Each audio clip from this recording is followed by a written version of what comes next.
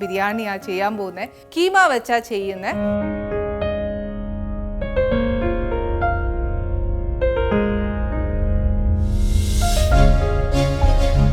ഇതൊരു 1 കിലോയോളം വരും.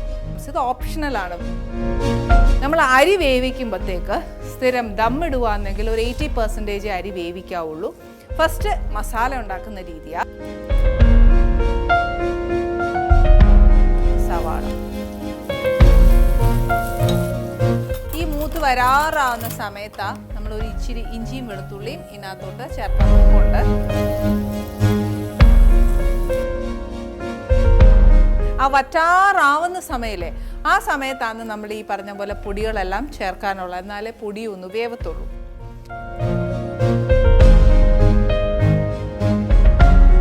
ആക്ച്വലി ബിരിയാണി പെട്ടെന്നാവും കേട്ടോ, എളുപ്പമാണ്. കുറച്ച് പുതിന ഇലയും കുറച്ച് മല്ലിയിലയും ഓപ്ഷണലാണ്. ചൂട് കട്ടിയുള്ള പാത്രമാ. അതിനകത്തോട്ട് ഞാനൊന്ന് ദം ചെയ്യാം. ഇപ്പൊ തീ നല്ല കുറച്ചിട്ടുണ്ട്. ഇതിന്റെ മേലിലോട്ട് കുറച്ച് മുന്തിരിങ്ങായും